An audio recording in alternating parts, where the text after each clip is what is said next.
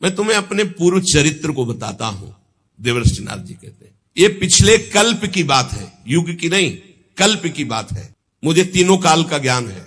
मैं वेदवादी ब्राह्मणों की एक दासी का लड़का था।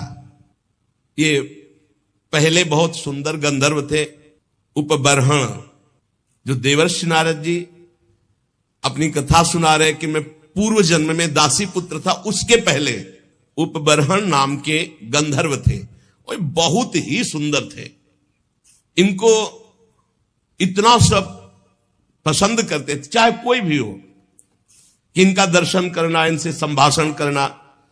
चित्ररथ गंधर्व ने 50 दिव्य सुंदर अपनी पुत्रियों को, उपबर्हण को ब्याहा था। बड़े ही सुंदर थे ये।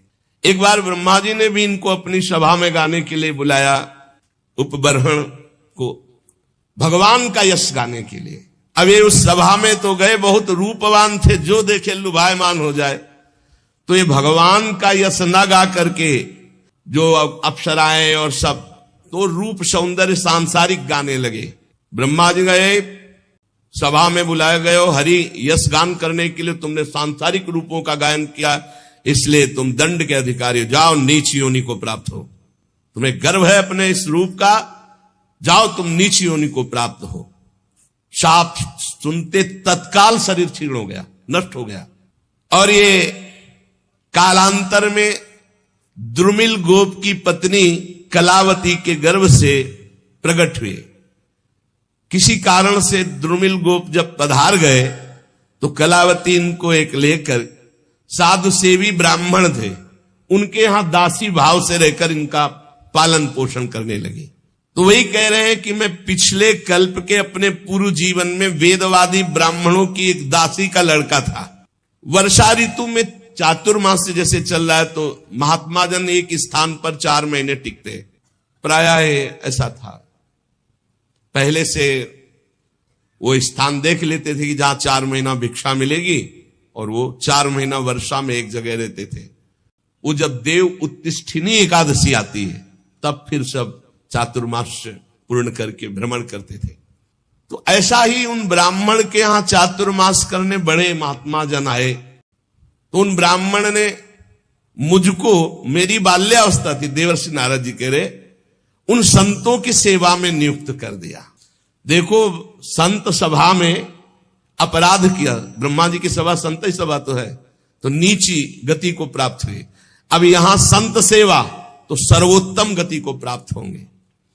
मुझे संत सेवा में नियुक्त कर दिया गया। ये बड़ा सौभाग्य होता है जब संत सेवा का अवसर मिले, उनके चरण धोने का, उनको परोस के पवाने का, उनकी जूठल पत्तल फेंकने का, उनकी पत्तल से जूठे किनका लेकर, बड़ा विषय। जो भगवत प्रेमी महात्मा, ये संसारिक लोग उपहास करेंगे, मत सुनना, ये संसार के रजोगुणी लोग नहीं जानते हैं। बातुल भूत विवश मत वारे, ये ते नहीं बोले वचन विचारे, तिनकर कहा सुने नहीं काना। अहो भाग्य, संतों का चरणामृत मिले, संतों की जूठी पत्तल से एक एक कण उठा के पानी का। आप खुद अनुभव करके देख लेना कैसा हृदय होता, रोने का मन होगा प्रभु के लिए जब संतों की जूठन मिलेगी। यद्यपि मैं बालक था, पर मैं संतों के सामने बहुत सौम्य होकर रहता, चंचलता नहीं करता। बालक था इसलिए हमारी इंद्रिय विषय भोग संबंधी कोई चेष्टा ही नहीं थी, और खेल कूद में मेरी रति नहीं थी। तो संत मुझे बहुत पसंद करते, क्योंकि शांत भाव रहना, उनकी आज्ञा में रहना, उनकी सेवा में। तो सब संत हमें सेवा देते, ए पानी ले आओ, ए ऐसा। मेरा शील स्वभाव देखकर समदर्शी सब संतों ने हम पर बड़ी कृपा की। उच्छिष्ट ले पान अनुमोदितो द्विजयी, सकृष्म भुंजे तद पास्त किलविषा। देख लो, मुझे संतों की जूठी पत्तल फेंकना, उनके पात्र मार्जन करना और उसमें लगा हुआ जूठन निकाल के एकत्रित करके खाना, इससे क्या हुआ? भुंजे तद पास्त किलविषा, जितने पाप थे सब भस्म हो गए। ये बड़ी बात है। सब जनों को यही समझाते, जबरदस्ती आ गए, चलो संत सेवा में, चलो संत सेवा करो, चाहे आपको दोना पत्तल फेंक, कुछ भी करो। संत आ रहे हैं, आप इत्र छिड़को। संत आए, उनके चरण धो, एक रुमाल से पोछो, एक उनकी आरती करो, एक चंदन लगाओ, बैठा लो, भगवान की तरह उनको पवाओ, और जब पाके चले तो उससे जूठन उठाओ, एक एक किनका उठाकर एकत्रित करके पाओ। तो कह रहे सत्कृष्ण भुंजे तदपास्त किलबिषा, सारे पाप भस्म हो गए। जो बर्तनों में पात्र में लगी हुई जूठन होती उसको एकत्रित कर लेता और एकांत में उसे पाता तो भगवान के लिए रोना आता, हृदय से सारे पाप नष्ट हो गए। अब तो रोज यही सौभाग्य मिलता चातुर्मास्य भर संतों की कथा सुनना, बैठकर उनकी जूठन पाला, उनकी सेवा करना। तो मेरी भगवान श्री हरि में अपार रुचि हो गई। रुचि, पूरा जीवन व्यतीत हो जाता है। उद्देश्य श्री भगवान भले हो, लेकिन रुचि भोग रहती है, रुचि संसार रहती है।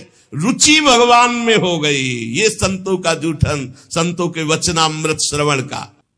प्यारे व्यास जी, संतों के संग में जब भगवान की लीला कथा होती तो मैं एकाग्रता पूर्वक सुनता और रोता, क्योंकि हृदय पवित्र हो रहा है। मेरी भगवान में अपार प्रीति होने लगी, भगवान में रुचि। महात्माओं की सेवा से मेरी बुद्धि भगवान में अचल हो गई। ये बहुत बड़ी बात, बुद्धि का भगवान में अचल हो जाना। अब उस बुद्धि में शुद्ध ज्ञान जागृत हुआ। बालक ही है अभी, ये संपूर्ण संसार असत है, ये ब्रह्म स्वरूप में कल्पित है, ये सत्य नहीं है। मैं ऐसा देखने लगा। ये बहुत ऊंची स्थिति। इस प्रकार शरद और वर्षा, इन दो ऋतुओं में तीनों समय महात्माओं का चरण धोना, महात्माओं की जूठन पाना, महात्माओं के वस्त्र धोना, उनके पास बैठकर भगवान की चर्चा सुनना, मेरे चित्त से रजोगुण तमोगुण का पूरा नाश और विशुद्ध त्रिगुणातीत भक्ति का प्रादुर्भाव हो गया। तस्यैवं मेनुरक्तस्य प्रसितस्य हतैन सहा श्रद्धानस्य बालस्य दान्तस्यानुचरस्य च। मेरा संतों में बड़ा अनुराग हो गया, बड़ी प्रीति हो गई। मैं विनय पूर्वक संतों से यदि कुछ लेना है तो दैन्य, जैसे भगवान को दैन्य प्रिय से संतों से मैं विनय पूर्वक बर्ताव करता। संत जन मेरी श्रद्धा, मेरा संयम, मेरी विनम्रता, आज्ञाकारिता, ये देख करके बहुत प्रसन्न हुए। और जब जाने का समय हुआ तो मैं सब संतों के चरणों में लौटकर रोया कि अब कैसे जीऊंगा। 4 महीने आपका सानिध्य, चरणामृत, वचनामृत, उच्छिष्टामृत। उनमें से जो एक महापुरुष थे वे एकांत ले गए और उन्होंने भगवान के गुरुहितम ज्ञान का हमें उपदेश किया, जिसका उपदेश आगे भगवान ने उद्धव जी को किया है एकादशी स्कंद में। भगवान श्री कृष्ण के माया के प्रभाव को मैं जान गया। अब तो कुछ अच्छा नहीं लगा। कैसे भगवान मिले, कैसे भगवान का दर्शन। सत्य संकल्प व्यास जी पुरुषोत्तम भगवान श्री कृष्ण के प्रति समस्त कर्मों को समर्पित कर देने से और निरंतर भगवान की स्मृति से तीनों तापों का नाश करने वाला शुद्ध ज्ञान प्रकट हो जाता है। वो मेरे हृदय में प्रकट हो गया। अब तो जन्म मृत्यु चक्र में डालने वाली माया का मेरे ऊपर कोई प्रभाव नहीं। बड़ी प्रसन्नता हृदय में, पराभक्ति का प्रादुर्भाव। अब प्रभु का नाम, गुण, स्मरण, बस यही चल पड़ा। प्रभु का नाम जप रहे, प्रभु की लीला गायन कर रहे, प्रभु का स्मरण कर रहे। कभी कभी एकांत में, हे प्रभु मैं आपको नमस्कार करता हूं, हे प्राणाधार आपका कैसे साक्षात्कार होगा, ऐसे प्रार्थना करता। अब मुझे संतों की कृपा से ब्रह्म ज्ञान और पराभक्ति भाव रूपा दोनों का परिचय प्राप्त हो गया था। व्यास जी ने कहा, नारद जी जब वो ज्ञानोपदेश देने वाले महात्मा जन चले गए तब फिर आपने क्या किया? उस समय आपकी अवस्था तो बहुत छोटी थी, फिर आपने अंतिम समय शरीर कैसे परित्याग किया? तो आप इस समय पूरी याद रखे हुए हैं। काल तो सब स्मृति का नाश कर देता है। आपको पूर्व कल्प की स्मृति कैसे? पीछे युग की नहीं, पूर्व कल्प की।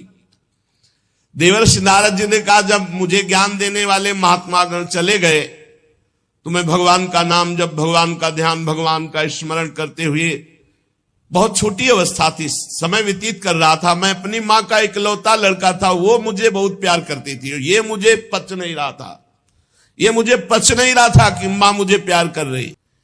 मैं ही उसका सहारा था, इकलौता लड़का। मैंने भगवान से प्रार्थना की, प्रभु मां के स्नेह पास से मुझे मुक्त करो। देखो, जननी जनक बंद सुत दारा, तन धन धाम सुहृद परिवारा, सबकी ममता ताग बटोरी, मम पद मनई बांध बर डोरी। मेरी योग क्षेम की चिंता मां बहुत करती, हर समय खाया कि नहीं खाया, ऐसा वैसा, और ये मुझे बहुत अखरता, क्योंकि मेरे ध्यान में विक्षेप पड़ता।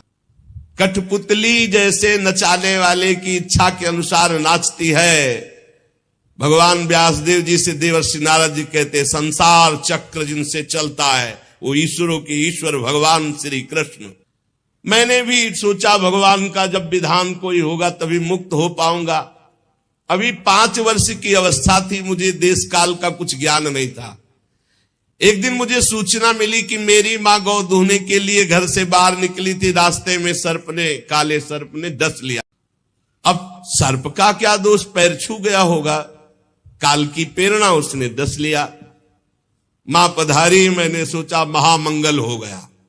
ये लो, यह है भक्तों का हृदय। महामंगल में जोई जोई प्यारो करे सोई मोहि भावे। अब तो कोई रोक टोक नहीं ना, कोई प्यार कर। भक्तों को डर किससे लगता है जानते हो? नफरत करने वालों से नहीं, प्यार करने वालों से। जो भगवान के प्रेमी जन होते हैं वो अपमान तिरस्कार निंदा करने वालों से कभी डरते नहीं, लेकिन प्यार करने वाले से डरते हैं। श्रद्धावान जो हो, कहीं हमारी चित्त वृत्ति इधर न चली जाए। नारद जी ने कहा महामंगल, महामंगल बड़ा अनुग्रह है, और चल पड़े उत्तर दिशा की ओर। बस चलते ही गए, नगर गांव देश, खाने खेड़े नदी, इन सबको पार करते हुए आगे देखा बड़ा शीतल जल, जो जलाशय विशाल है, कमल खिले हुए हैं, पक्षी कुहुक रहे, भौरे मड़रा रहे।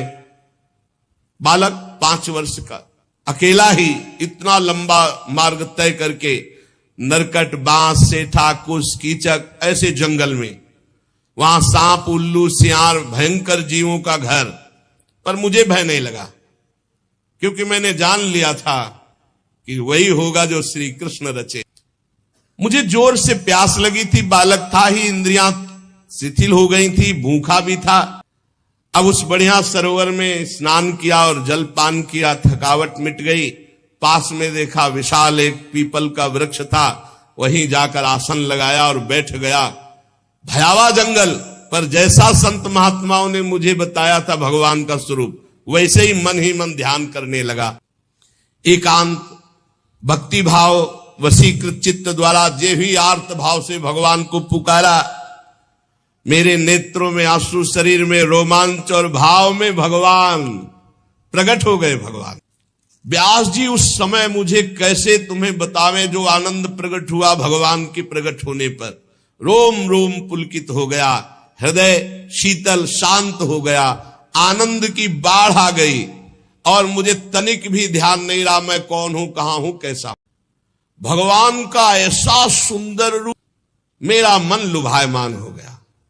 बस अभी आनंद ले ही रहा था कि सहसा रूप अंतर ध्यान हो गया। अब तो आसन से उठ खड़ा हुआ, विकल हो गया, चिल्ला चिल्ला कर रोने लगा। बहुत बार आसन लगाया, ध्यान धरने की चेष्टा की, पर वो रूप नहीं आया। बार बार विकल होकर भगवान को पुकारा, अब इस रूप के बिना मैं जी नहीं सकता।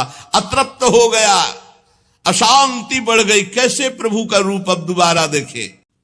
वन में भटकने लगा तो आकाशवाणी हुई, खेद है, इस जन्म में अब तुम दोबारा दर्शन नहीं कर। अध कचरे योगी को मेरा दर्शन असंभव। ये मैंने तुम्हारा चित्त लुभायमान करने के लिए अपनी तरफ से दर्शन दिया है। ऐ निष्पाप बालक, तुम बस इसी रूप का ध्यान करते हुए निरंतर मेरा नाम जप कर, और शरीर की आयु पूरी होने का इंतजार कर। अब तुझे कोई वासना नहीं फंसा पाएगी। अल्पकाल में संत सेवा से तुम्हारी चित्तवृत्ति परम पवित्र हो गई, इसीलिए संत सेवा से प्रभावित होकर मैंने तुम्हें दर्शन दिया, ये तुम्हें लुभायमान करने के लिए। अब तुम्हारा यह शरीर जब छूटेगा तो तुम मेरे दिव्य पार्षद देवर्षि नारद के रूप में जन्मोगे, प्रकट होगे। ये भगवान ने कहा। तुम्हारा दृढ़ निश्चय कभी नहीं टूटेगा। सृष्टि का प्रलय हो जाने पर भी तुम्हें एक एक बात की स्मृति रहेगी। मैं हर समय तुम्हें देख रहा हूं, तुम निश्चिंत रहना, बस मेरे ध्यान में, मेरे भजन में शरीर छोड़ो और आओ, मैं दिव्य पार्षद रूप तुम्हें प्रदान करूंगा। मैंने आकाशवाणी जिस दिशा से हुई थी झुककर प्रणाम किया। बस लज्जा संकोच छोड़कर भगवान के नाम का कीर्तन करता हुआ समय व्यतीत करता। कब शरीर छूट, स्पृहा, मद, मत्सर ये सब नष्ट हो चुके थे। अब तो काल की प्रतीक्षा करता हुआ केवल विचरण करता। भगवान की कृपा से मेरा हृदय कृष्ण प्रेम से भर गया। जैसे बिजली कौंधती है, ऐसे अचानक मृत्यु आई और मेरे शरीर को नष्ट कर दिया। जे भी शरीर नष्ट हुआ तो सीधे भगवान के समीप गया और भगवान ने मुझे दिव्य चिदानंदमय देवर्षि नारद शरीर दिया। ये पांच भौतिक नहीं है, ये चिदानंद है। त्रिभुवन में कहीं भी वायु के समान देवर्षि नारद जी जाते और कभी मृत्यु नहीं हो। प्रारब्ध कर्म पांच भौतिक शरीर में होते हैं, चिदानंद में नहीं। सबको चिदानंद मिलता है जो भगवान के निजन होते हैं, जैसे दास्य, सख्य, वात्सल्य, गोपी, सहचरी, ये सब चिदानंद स्वरूप। जब भगवान नारायण कारणों प्रणयकालीन समुद्र के जल में शयन करते हैं, उस समय भगवान ब्रह्मा जी सारी सृष्टि को समेट के, जैसे दुकानदार अपनी पूरी दुकान को समेट के घर जाता है, ऐसे सब समेट के भगवान की श्वास के साथ उनके उदर में जाके पूरी सृष्टि लेके शयन करते। 1000 चतुर्युगी बीत जाने पर जब ब्रह्मा जी जगते तब सृष्टि करने के लिए तीनों लोकों के जीव सब बाहर आ जाते हैं। फिर दुकान फैला दी। ये ऐसे ही चल। मैं भगवान की कृपा से वैकुंठ से लेकर अनंत जितनी रचना है सब में बिना रोक टोक के विचरण करता हूं। मेरा कभी एक क्षण के लिए भी भगवान का भजन नहीं छूटता। और भगवान ने मुझे अपने कर कमल से स्वर ब्रह्म ये वीणा दी है, और इस वीणा में सारे गा मा पा ध नी, सा षडज, र ऋषभ, गा गांधार, मा मध्यम, पा पंचम, धा धैवत और ना निषाद, ये सातों स्वर, सातों राग, ये सब विराजमान है इस वीणा में। षडज, ऋषभ, गांधार, मध्यम, पंचम, धैवत, निषाद, सारे गा मा पा ध नी। ये विभूषित दिव्य वीणा है। इसमें मैं भगवान के नाम का और लीलाओं का गायन करता रहता हूं, और जब चाहता हूं उसी समय प्रभु प्रकट होकर मुझे दर्शन देते हैं। जब जहां पुकारा भगवान वही है। कैसा सौभाग्य ये भजन का फल। तुरंत बुलाने पर तुरंत आकर भगवान हमें दर्शन देते हैं। देवर्षि नारद जी कहे तुरंत आहूत यु में शीघ्रम दर्शनम याति चेतसी। हे कृष्ण, तो उसी समय जिस समय पुकारा तो कह रहे हैं आहूत यु में शीघ्रम दर्शनम याति चेतसी, उसी समय शीघ्रता पूर्वक भगवान आते हैं। जिन लोगों का चित्त निरंतर विषय भोगों की कामना से आतुर हो रहा है, उनके लिए बात समझना भी बड़ा कठिन होगा। लेकिन यदि वो भी नाम जप करने लगे, भगवान की लीलाओं का गायन करे, तो मेरा अपना अनुभव है कि इसी से उनको भगवत प्राप्ति हो जाएगी। ये काम और चोट, लोभ की, मोह की, क्रोध की ऐसी बार बार दे रहे हृदय में, भगवान के नाम जप से और लीला गायन से जैसी शांति मिलती है वैसी किसी और साधना से नहीं। बार बार इस बात को पकड़ लो। यम नियमादि योग मार्गों से वैसी शांति नहीं मिलती। व्यास जी, आप निष्पाप हैं। आपने मुझसे जो कुछ पूछा था वो अपने जन्म और साधन का रहस्य और आपकी आत्मतुष्टि का उपाय मैंने बतला दिया।